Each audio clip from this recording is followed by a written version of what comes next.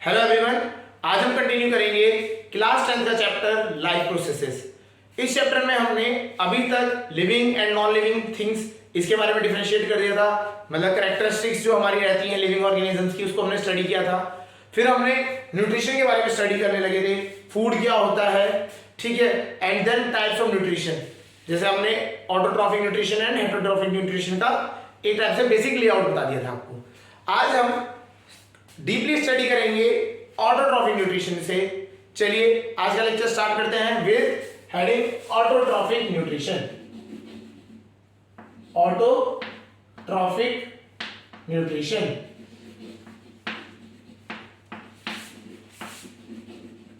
Nutrition में दो categories major होती हैं, वो होती है आपकी, एक तो होती है ऑटोट्रॉफिक, दूसरी है हेटरोट्रॉफिक। ऑटोट्रॉफिक्स का अगर हम बात करें तो ये ऑटो मीन्स सेल्फ, तो ये वो ऑर्गेनिजम्स होते हैं, ये उस टाइप का न्यूट्रिशन होता है जिसमें जो ऑर्गेनिज्म है हमारा वो खाने के लिए किसी और अदर ऑर्गेनिज्म पे डिपेंड नहीं करता है।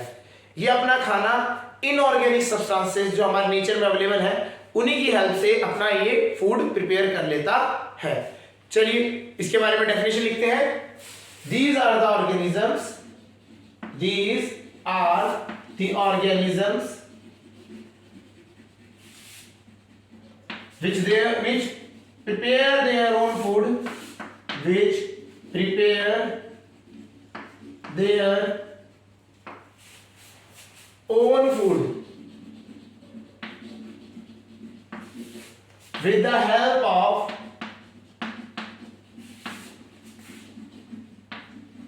inorganic substances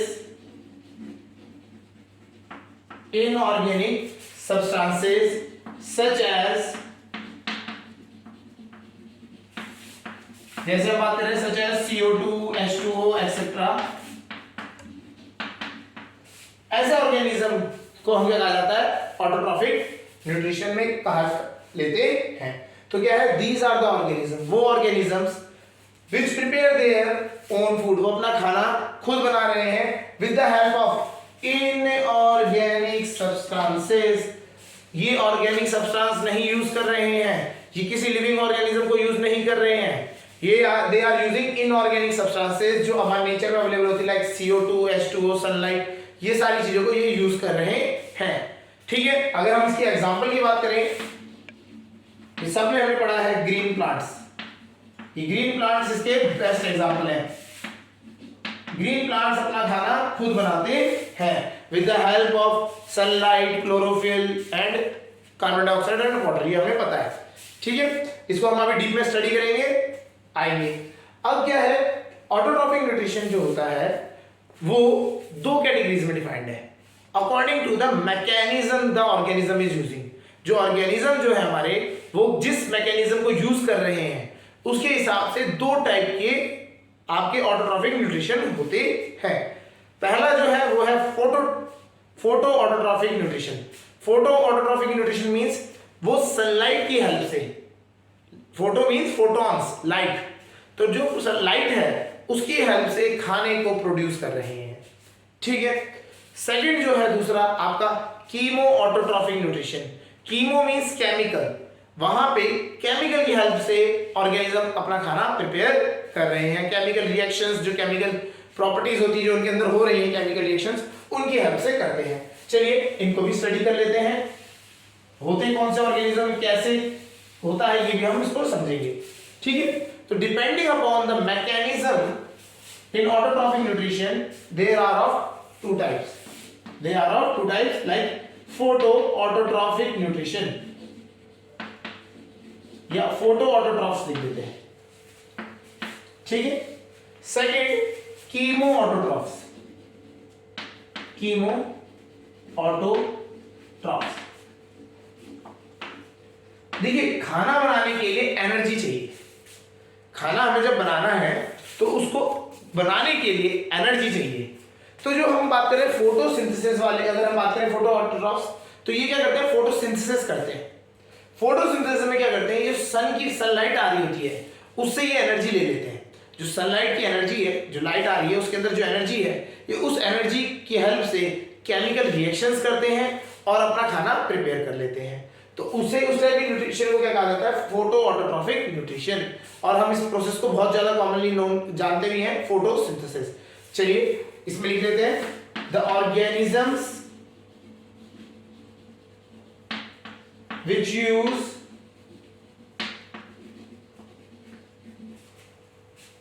energy from sunlight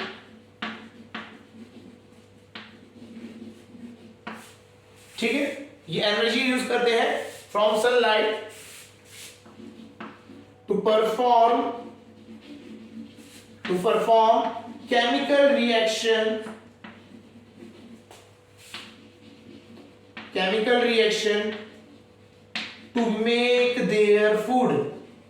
to make their food, तो ये क्या करते हैं, एनर्जी लेते हैं कहां से, सनलाइट से। ये सनलाइट से एनर्जी ले लेते हैं और उस एनर्जी से केमिकल रिएक्शंस कराते हैं। तो एनर्जी का सोर्स कहां है, सनलाइट, और करवाते क्या है, परफॉर्म केमिकल रिएक्शंस। ठीक है, रिएक्शन कराते हैं ये, वो केमिकल जो रिएक्शन हो रही है उस रिएक्शन की वजह से ये अपना खाना बना लेते हैं। तो उस खाने को फिर हम आगे, ये प्लांट्स जो है यही यूटिलाइज भी करते हैं और आगे स्प्रेड भी होता है। ठीक है, तो ये इस मैकेनिज्म को क्या कहा जाता है, this mechanism is known as photosynthesis. और जो रिएक्शन भी हम बात कहते हैं, तो रिएक्शन जो होता है उसको, रिएक्शन को भी हम क्या कहते हैं, फोटोसिंथेसिस ही कहते हैं, फोटोसिंथेसिस रिएक्शन, फोटोसिंथेसिस। ठीक है, फोटोसिंथेसिस कॉमन है, ये हमने पढ़ते हुए आ रहे हैं फोटोसिंथेसिस प्लांट्स में छोटी क्लासेस से। ठीक है, तो फोटोसिंथेसिस रिएक्शन कौन करते हैं, फोटो ऑटोट्रॉफ्स करते हैं। अब आता है कीमो ऑटोट्रॉफ्स, इनमें क्या होता है, देखिए इन ऑर्गेनिज्म में जो एनर्जी जो हमारे सनलाइट तो है नहीं इनके पास, तो सनलाइट से ये एनर्जी नहीं लेते, ये क्या करते हैं, ये अपने अंदर केमिकल रिएक्शंस करवाते हैं, होती रहती है इनके अंदर केमिकल रिएक्शंस। उन केमिकल रिएक्शंस की वजह से, और या उन केमिकल रिएक्शंस के जो बाय प्रोडक्ट्स होते हैं, एनर्जी निकलती है उन रिएक्शन करने से, उस एनर्जी की हेल्प से ये क्या करते हैं, अपना खाना प्रिपेयर करते हैं। तो ये लिख सकते हैं, the organisms which use the energy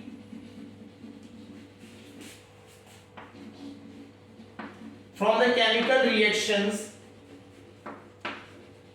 occurring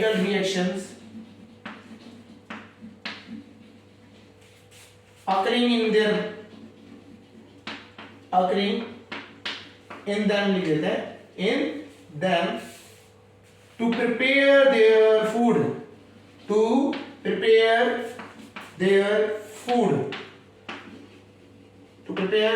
ये अपना खाना बनाने के लिए क्या करते हैं, ये जो केमिकल रिएक्शंस हो रही हैं इनके अंदर, उनसे क्या करते हैं, एनर्जी ले लेते हैं और उसी एनर्जी को यूज करके अपना खाना बना लेते हैं। ठीक है, और इस मैकेनिज्म को क्या कहा जाता है, दिस मैकेनिज्म, जो मैकेनिज्म हम बात करें, इज नोन एज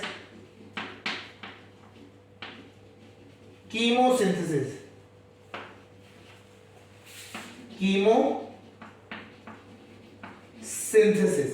तो इस मैकेनिज्म को कहा गया कीमोसिंथेसिस। ठीक है, तो अच्छा ये तो हमारे को फोटोसिंथेसिस तो पता ही है, ग्रीन प्लांट्स। ठीक है, कीमोसिंथेसिस के लिए अगर हम बात करें, कोई ऐसा ऑर्गेनिज्म है जो ये करता है, हाँ करते हैं, देयर आर वेरियस बैक्टीरियाज, मतलब कुछ ऐसे बैक्टीरिया, वेरियस मतलब ज्यादा नहीं कह सकते, कुछ ही एक लिमिटेड बैक्टीरिया हैं जो इनमें ये प्रॉपर्टीज होती है। ठीक है, तो क्या कर सकते हैं, एग्जांपल में लिख सकते हैं, सम बैक्टीरियाज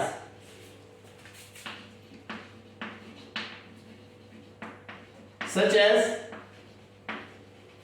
एग्जांपल में बात करें, सच एज एक होता है आपका iron bacteria and hydrogen bacteria etcetera, such as iron bacteria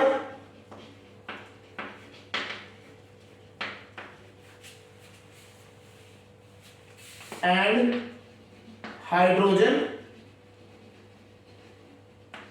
bacteria.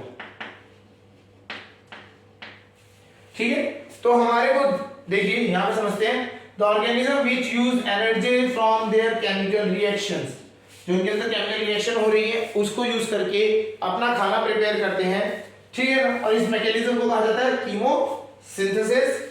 और एग्जांपल में अगर हम बात करें तो iron bacteria and hydrogen bacteria, तो ये आपके क्या है एग्जांपल्स है जो कीमोसिंथेसिस करते हैं। क्लियर हो गया। तो इसमें क्या है हमारे को ये दो टाइप के मैकेनिज्म्स पता होना चाहिए, एक होता है फोटो ऑटोट्रॉफ्स वाला और एक होता है कीमो ऑटोट्रॉफ्स। फोटो ऑटोट्रॉफ्स का जो मैकेनिज्म होता है उसे कहा जाता है फोटोसिंथेसिस, और कीमो ऑटोट्रॉफ्स का जो मैकेनिज्म होता है उन्हें कहा जाता है कीमोसिंथेसिस। क्लियर हो गया। चलिए अब हम बात करते हैं, हमारे में कीमोसिंथेसिस के बारे में ज्यादा नहीं है, हमें पढ़ना है फोटोसिंथेसिस के बारे में। ठीक, चलिए स्टार्ट करते हैं फोटोसिंथेसिस पे। तो हम पहले बात करेंगे फोटोसिंथेसिस होता क्या है, मैकेनिज्म क्या है, उसके बारे में स्टडी करते हैं। तो फोटोसिंथेसिस,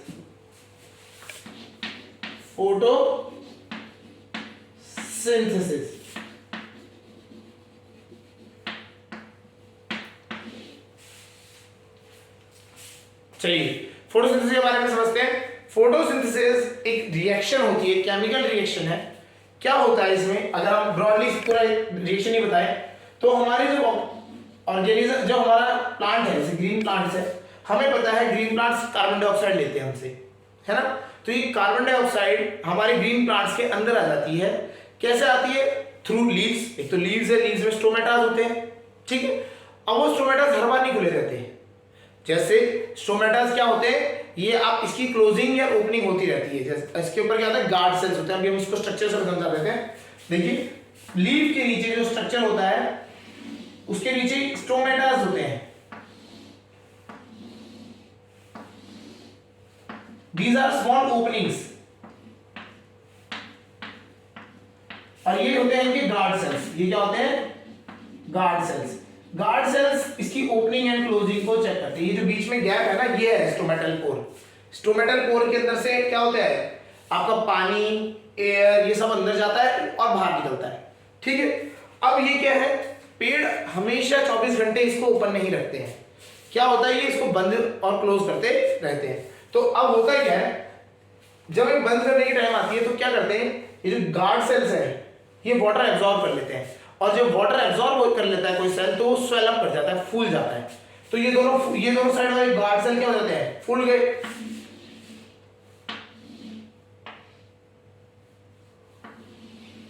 तो इधर समझते हैं, ये गार्ड सेल क्या हो गया आपके, ये फूल गए।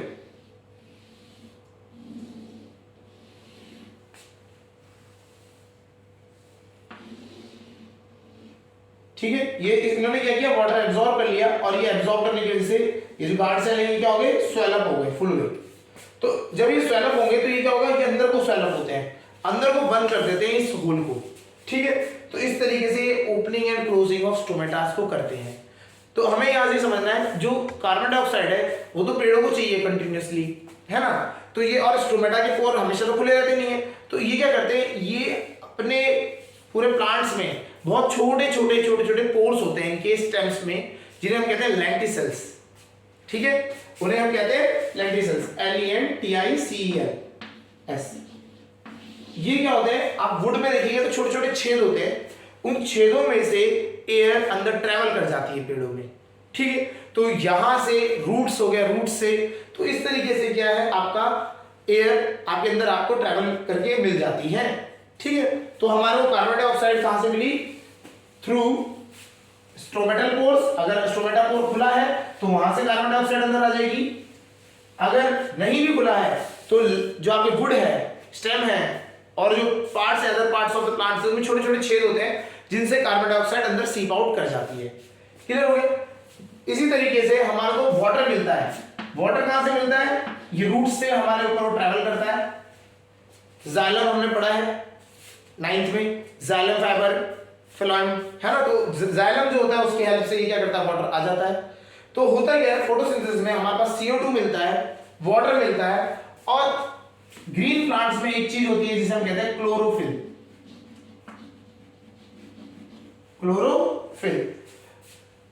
क्लोरोफिल हमारी ये आपको मिलती है, अगर हम बात करें क्लोरोप्लास्ट, एक प्लास्टिड है प्लास्टिड्स होते हैं उनमें, ये सेल चैप्टर में हम पढ़ते हैं प्लास्टिड्स, ठीक है। तो किचन ऑफ द सेल भी कहा जाता है इन्हें। प्लास्टिड में भी हम बात कर रहे हैं क्लोरोप्लास्टिड, क्योंकि क्लोरोप्लास्टिड पे क्या होता है, क्लोरोफिल होते हैं, ठीक है। तो होता क्या है, carbon dioxide CO2 and H2O जो होते हैं, इन ये दोनों हमारे को मिलते हैं अलग अलग सोर्स से, पेड़ों के अंदर आ जाते हैं, फिर उनके पास जो लीव्स होती हैं, जो ग्रीन पार्ट्स होता है आपका, उसमें होते हैं क्लोरोफिल, उसमें होता है क्लोरोफिल, क्लोरोप्लास्ट में स्टोर होता है। तो ये क्या करते हैं, क्लोरोफिल सनलाइट जो आती है, सनलाइट, सन की जो लाइट आ रही है, उस लाइट को क्लोरोफिल एब्जॉर्ब कर लेता है अपने पास। ग्रीन कलर पिगमेंट होता है क्लोरोफिल, ये अपने अंदर सनलाइट को एब्जॉर्ब करके स्टोर कर लेता है, और जो उसकी एनर्जी है, उस एनर्जी की हेल्प से इन दोनों आइटम्स को, carbon dioxide and hydrogen, water अगर हम बात करें तो वाटर को ब्रेक करता है, मेन स्टार्टिंग वाटर से करता है ये, ठीक है। तो ये ब्रेकिंग करता है इन दोनों को छोटे छोटे कंपोनेंट्स में, एंड देन उनकी जो मर्जिंग होती है, मिक्स होते हैं, ठीक है, एक साथ रिएक्ट करते हैं, तो ये बनाते हैं लास्ट में ग्लूकोज, प्लस इसका बाय प्रोडक्ट होता है हमारे पास ऑक्सीजन। तो ये हमारे को मिलता है ग्लूकोज एंड ऑक्सीजन। हमें ऑक्सीजन इसका क्या होता है, बाय प्रोडक्ट। बाय प्रोडक्ट मतलब जैसे रिएक्शन कभी हुई तो रिएक्शन के साथ कुछ जो एक्स्ट्रा प्रोडक्ट्स बनते हैं, उनमें होता है आपका ऑक्सीजन। यही ऑक्सीजन हमारे लिए ब्रीदिंग के लिए यूजफुल होती है। तो यहां समझना है, तो photosynthesis is a process in which CO2 carbon dioxide, H2O water gets reacted in the presence of chlorophyll and sunlight to form glucose and oxygen, ठीक है। इस तरीके से हम बोल सकते हैं। क्लियर हो रहा है यहां तक? इसको एक और तरीके से बोला जाता है रिडक्शन की लाइन की, अगर हम बात करें ऑक्सीडेशन रिडक्शन के कंसेप्ट से, ठीक है। तो बोलते हैं the reaction in which CO2 gate reduced with the help of water in the presence of chlorophyll and synthesis और sunlight, chlorophyll and sunlight to get glucose and oxygen is known as photosynthesis, ठीक है। चलिए इसको लिख लेते हैं reaction. The reaction in which photosynthesis अगर हम बात करें तो it is a reaction in which carbon dioxide bracket में CO2 हम लिख सकते हैं, and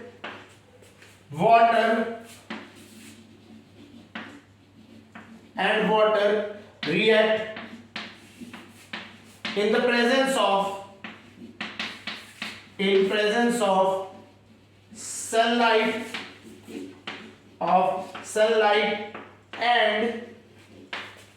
sunlight and chlorophyll to give glucose and oxygen. Glucose and oxygen is known as photosynthesis। तो यही वो रिएक्शन है जिसको हम कहते हैं फोटोसिंथेसिस। ये जो ग्लूकोज होता है, ये पेड़ अपने पास अंदर स्टोर करने के लिए ये क्या करता है, इसको बाद में स्टार्च में कन्वर्ट कर देता है, ठीक है। तो स्टार्च के अलग अलग टाइप्स हैं, अलग अलग केमिकल फॉर्मूला अलग अलग हो जाते हैं, ठीक है। माल्टेस, फ्रुक्टेस, ऐसे स्टार्च अलग अलग होते हैं हमारे पास, ठीक है। माल्टोस, इस तरीके से हम जो बाद में बात करेंगे, ठीक है। तो इस तरीके से ये क्या करता है, आपका जो प्लांट्स होते हैं, ग्रीन प्लांट्स होते हैं, ये क्या करता है, कार्बन डाइऑक्साइड प्लस वाटर, इन दोनों को रिएक्ट कराते हैं, इन दोनों को ब्रेक करके कंपोनेंट्स बनाते हैं बाद में, in the presence of chlorophyll and sunlight to give glucose and oxygen. इस रिएक्शन को कहा गया फोटोसिंथेसिस। क्लियर हो रहा है? तो इसमें क्या हो रहा है, हमारा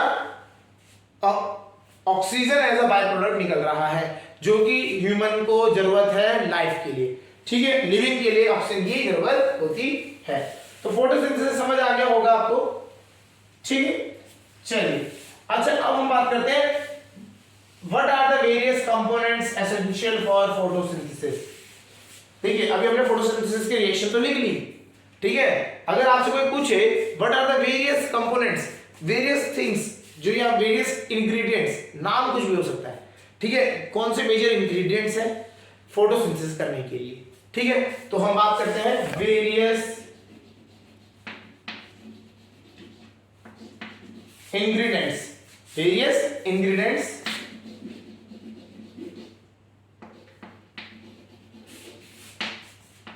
required for photosynthesis, required for photosynthesis, photosynthesis करने के लिए क्या क्या रिक्वायरमेंट है हमारे को, what are the various ingredient required for photosynthesis.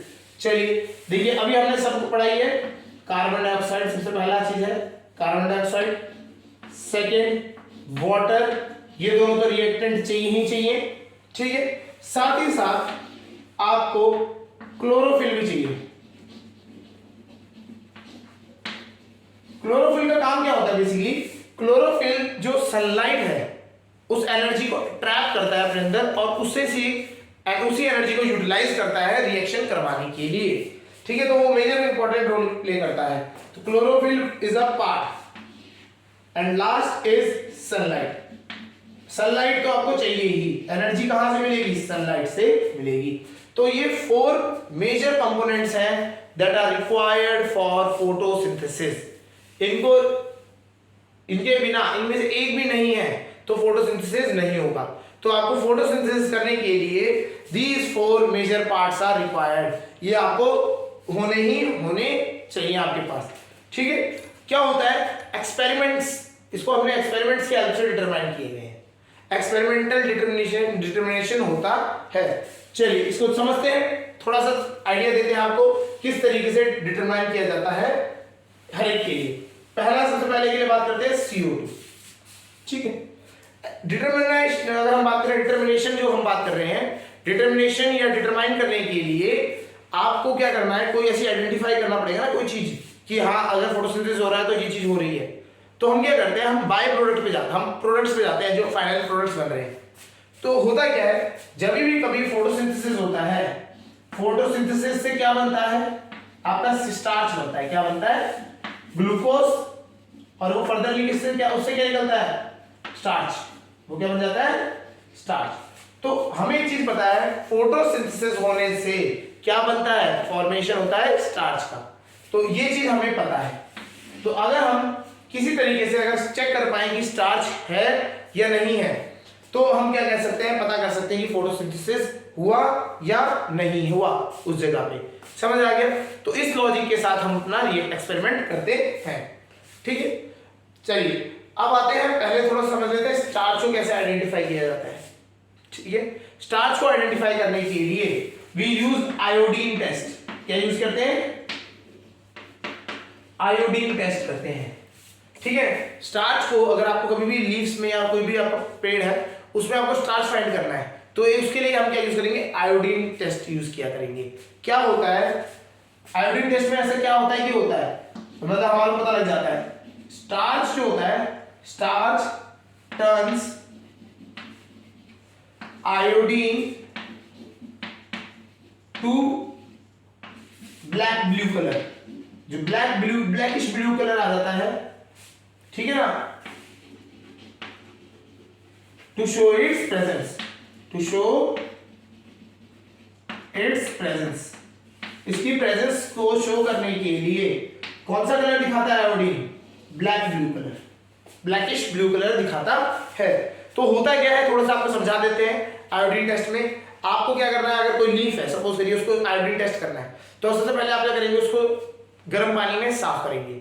First है, गर्म पानी में साफ करने से फायदा क्या होता है, वो जो लीफ है आपकी, वो लीफ हल्की हो जाती है, मतलब हार्ड नहीं रह जाती, सॉफ्ट हो जाती है थोड़ी सी, और उसमें से डस्ट वस्ट जो चीज होती है वो सब रिमूव भी हो जाती है, ठीक है। फिर उसके बाद आप क्या करते हैं, उसको डीकलराइज करते हैं। ग्रीन है तो ग्रीन को कलर हटाने के लिए हम क्या करते हैं, उसको अल्कोहल में बात कराते हैं, ठीक है। अल्कोहल, हम उसको अल्कोहल बात कराएंगे तो क्या होगा, उसका जो कलर है ग्रीन, वो डीकलराइज हो जाता है। उसके बाद हम क्या करते हैं, ऊपर से आयोडीन के ड्रॉप्स डालते हैं, उस पर आयोडीन के ड्रॉप डालते हैं। जब आयोडीन के ड्रॉप डालते हैं, अगर वहां पे स्टार्च है तो हमें कौन सा कलर मिलेगा, ब्लैक ब्लू कलर मिलेगा। अगर नहीं मिल रहा है तो इसका मतलब वहां पे स्टार्च नहीं है। यहां समझ आ गया होगा। तो हमें समझना है कि अगर आपको स्टार्च के प्रेजेंस फाइंड करना है, तो स्टार्च के प्रेजेंस को फाइंड करने के लिए सिंपल है, आयोडीन टेस्ट। आयोडीन टेस्ट में first step, clean the leaf with boiling water, boiling water से आप लीफ को क्लीन करो। Second step, decolourise the leaf, leaf को डीकलराइज करो, किसकी हेल्प से? With the help of alcohol. Alcohol में उसको गर्म अल्कोहल में बात करा दो, वो डीकलराइज हो जाएगा, उसका कलर निकल जाएगा। ठीक है, फिर उसके बाद आयोडीन की ड्रॉप्स डालिए। आयोडीन की ड्रॉप्स डालने पे अगर वो ब्लैकिश ब्लू कलर देता है तो वो आपको पता लग जाएगा कि वहां पे स्टार्च है। अगर वो कलर नहीं दे रहा है, कलर चेंज नहीं हो रहा है, then it will show that it is not having starch. Clear हो गया? तो ये आपको पता होना चाहिए। तो हमने आयोडीन टेस्ट हमने समझा दिया, इंपॉर्टेंट है। आयोडीन टेस्ट में ये चीज आपको पता होनी चाहिए कि कौन सा कलर शो करता है, ब्लैकिश ब्लू कलर शो करता है। स्टेप्स हमने आपको समझा दिए, ठीक है, स्टेप्स को हमने बात कर ली। चलिए स्टार्ट करते हैं। अब हम चेक करते हैं CO2 क्यों रिक्वायर्ड है फोटोसिंथेसिस के लिए, या वो एक्सपेरिमेंट जिससे हम पता करते हैं कि CO2 is essential for photosynthesis. CO2 is essential for photosynthesis. क्या करते हैं CO2 के लिए? हम बेल जार्स लेते हैं। बेल जार्स कांच के ग्लासेस होते हैं, मतलब इनका नीचे फ्लैट है, ऊपर से आप ऐसे रख सकते हैं ढकने के लिए। तो ये बेल जार्स हैं। तो हमने 2 बेल जार ले लिए, ठीक है। इन बेल जार में क्या किया?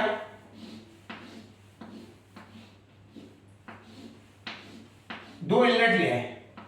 2 इनलेट क्या? इधर से एयर अंदर जाएगी, इधर से एयर अंदर हम भेजेंगे और इधर से एग्जिट करेंगे, एयर आउट। इधर से एयर आउट, इधर से एयर वापस नहीं जाएगी, बैक साइड में जाएगी, ठीक है। और हमने इन बेल जार को किसके ऊपर रख दिया? 2 छोटे छोटे प्लांट से उनमें रख दिया हमने।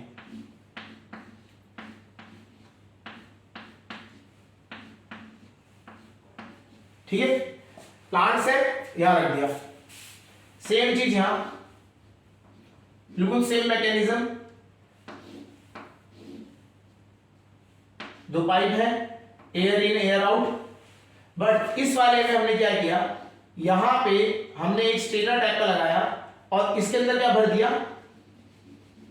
Potassium hydroxide, KOH solution.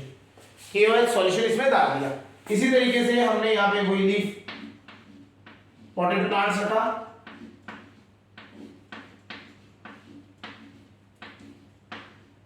ठीक है। और यहां पे भी साथ साथ हमने KOH सॉल्यूशन रख दिया। एक प्लेट में KOH सॉल्यूशन रख दिया, ठीक है। तो इस तरीके से सेटअप होता है। हमने बेल जार्स रखे 2, जिससे और कहीं से आपको एयर अंदर ना आ सके। आपने क्या किया? एयर का इनलेट एक जगह से और ये आउटलेट ऐसे रख दिया नॉर्मल कंडीशन के लिए, ठीक है। सनलाइट में रखा हुआ है, धूप आ रही है, सब कुछ बढ़िया चल रहा है। यहां पे हमने क्या किया? सेम तरीके से एयर इन एयर आउट करा दिया, ठीक है। बट इसके जो इनलेट में हमने क्या कर दिया? KOH रख दिया। KOH का काम क्या होता है समझते हैं। KOH क्या करता है? Absorbs CO2। जितनी भी CO2 गैस आ रही है ऊपर से अगर आना चाहती है एयर के साथ, या फिर जो इसके अंदर प्रोड्यूस हो गई इसके अंदर है, उसको भी सबको क्या करेगा? ये KOH सॉल्यूशन एब्जॉर्ब कर लेगा। तो इस वाले को कहीं से भी CO2 गैस नहीं मिल रही है, कार्बन डाइऑक्साइड इस वाले के लिए क्या हो गई? खत्म हो गई है, ठीक है। अब हम इनको क्या करते हैं? रहने देते हैं 4 to 5 डेज, या थोड़ा टाइम लंबे तक रख सकते हैं।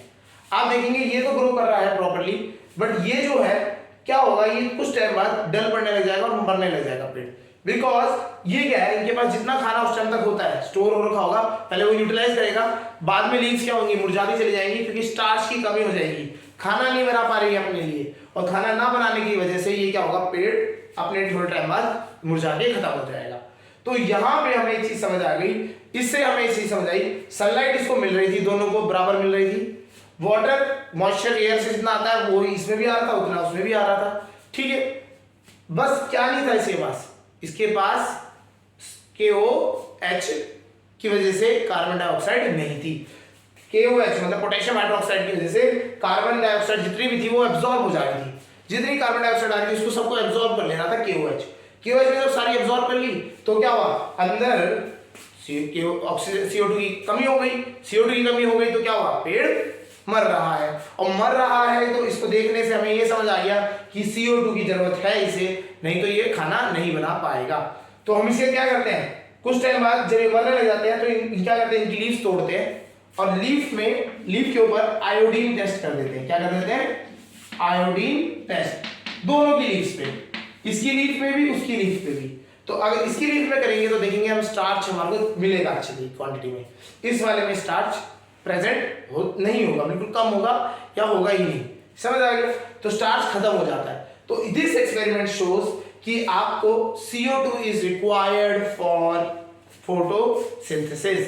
तो this experiment shows that CO2 is required. तो क्या होता है इनके क्वेश्चंस अगर हम बात करें तो क्वेश्चंस में जो असर्शन रीजनिंग वाले टाइप में या फिर आपका मल्टीपल चॉइस में क्वेश्चंस आते हैं KOH के बारे में आता है, जैसे एक्सपेरिमेंटल बेस्ड क्वेश्चन सब आपके मिलते हैं। तो आपसे पूछा जाएगा कि कौन सा ऐसा केमिकल डाला हुआ है, डायग्राम बना देते हैं, बोलते थे डायग्राम में बताइए कौन सा वो है केमिकल है, तो it is KOH, potassium hydroxide. और काम क्या होता है CO2 को एब्जॉर्ब कर लेना अपने अंदर, ठीक है, क्लियर है।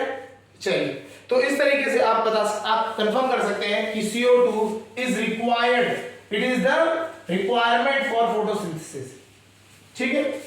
इसका पूरा आप एक्सपेरिमेंट करते हैं तो एक्सपेरिमेंटल आप नोट करते हैं प्रैक्टिकल फाइल में, तो उसके साथ आप देख सकते हैं NCERT में भी इनके बारे में समझाता है, ठीक है। तो हमने उसको वहीं से इसको एक्सपेरिमेंटल नॉलेज होनी जरूरी है आपको, ठीक है। तो इसीलिए हमने इसको समझा दिया, यहाँ पे ब्रीफ स्टडी इसकी बता दी गई है, ठीक है। चलिए, next is water is required for photosynthesis, ठीक है ना। हमें अब बात करनी है water is required for photosynthesis. अच्छा, ये एक चीज समझिए थोड़ा सा, जो वाटर जो होता है ना, वाटर एक कभी भी लिमिटिंग फैक्टर नहीं बनता।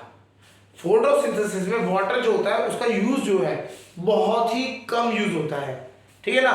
तो water is not a limiting factor, limiting factor नहीं होता है कि आप ये बोलो कि हम वाटर नहीं है तो फोटोसिंथेसिस कम होएगा ही नहीं। मतलब आपको ये तो आइडिया ही है, हमें अगर बात करें, हमें एक आइडिया है, पेड़ों को पानी ना दो, बोलते हैं ना मुरझा जाएंगे, खत्म हो जाएंगे, हो जाते हैं, पानी नहीं मिलेगा तो खाना नहीं बना पा रहे, मर जा रहे हैं। ये एक एक्सपेरिमेंट है, ये सीधा ही पता लगता है कि water is essential for photosynthesis, ठीक है। लेकिन अगर हम एक्सपेरिमेंटली डिटरमाइन करना चाहें कि हमें अगर देखना है कि वाटर के बिना कैसे पेड़ जी रहे हैं, तो हमें क्या है, वाटर कट आउट करना पड़ेगा पेड़ों से। कैसे? हमें जड़ों में भी पानी नहीं आना है, एयर से भी मॉइस्चर कम करना है।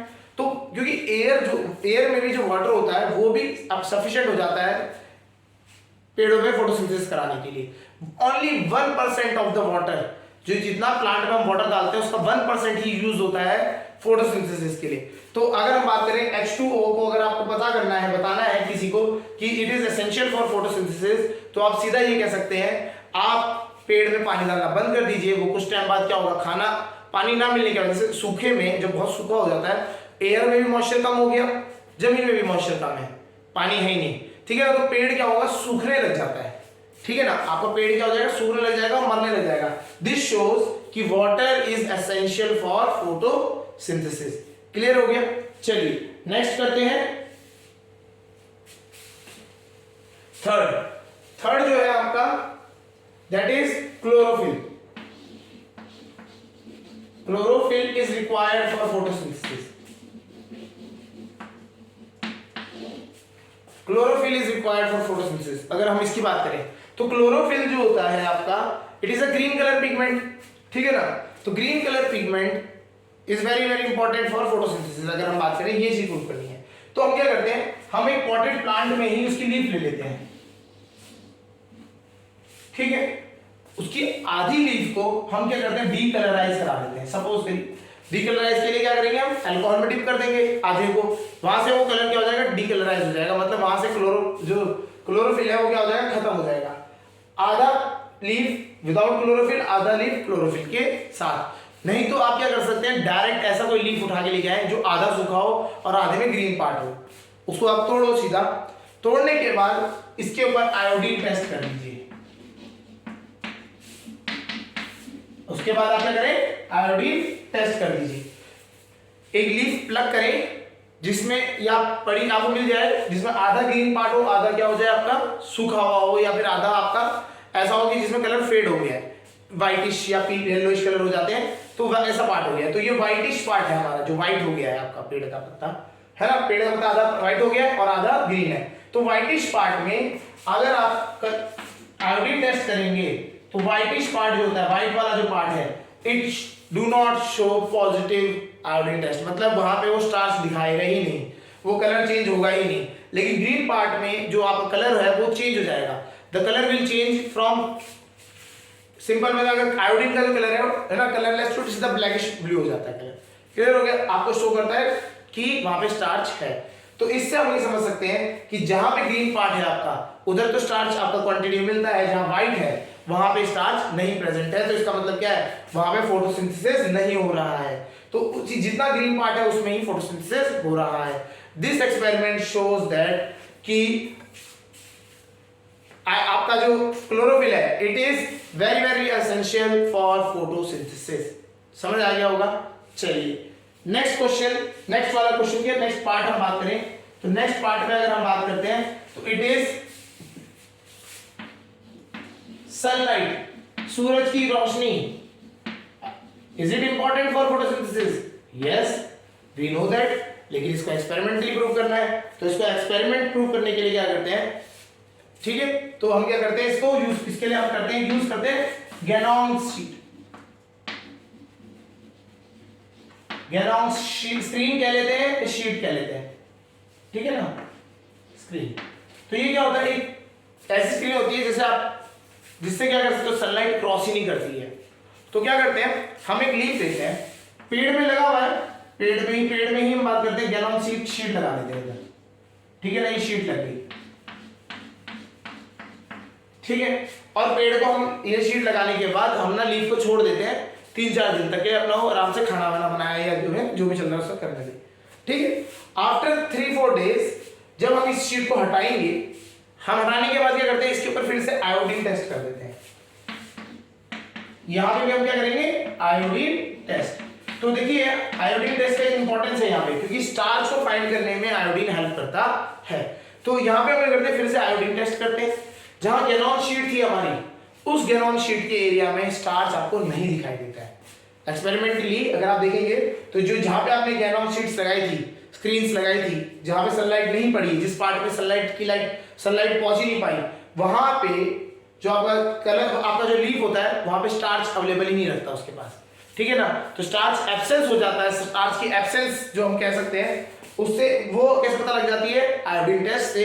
तो हम आयोडीन टेस्ट करते हैं और हमारे को पता लग जाता है sunlight is very very essential for photosynthesis. तो ये हमारे एक्सपेरिमेंट्स होते हैं। 4 थिंग्स अगर हम बात करें, carbon dioxide, water, chlorophyll and sunlight, इन चारों चीजों को प्रूव करने के लिए कि they are essential for photosynthesis. तो हमें अगर ये तो प्रैक्टिकल पार्ट भी है आपका, तो प्रैक्टिकल्स में भी आप ये चीज पढ़ते हैं। तो आपको यहां समझना है कि the main ingredients for photosynthesis are carbon dioxide, water, chlorophyll and sunlight. चारों में से एक भी नहीं होगा तो आपका पेड़ क्या होगा, स्टार्च प्रोड्यूस नहीं कर पाएगा, दैट इज वो फोटोसिंथेसिस नहीं कर पाएगा, ठीक है।